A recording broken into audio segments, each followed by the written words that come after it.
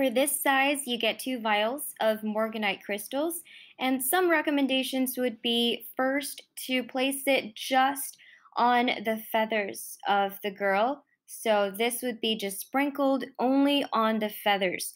We see 4 feathers on the canvas.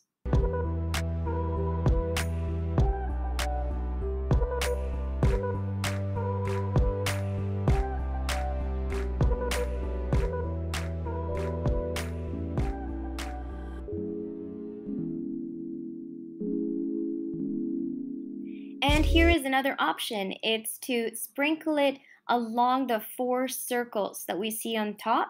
So there are geometric patterns and sort of petals, but we basically just place it on the overlapping circles. I think we see 4 or 5 circles on here. So it's up to you if you'd like to do that on the circles or you'd like to do it on the flowers, the petals instead.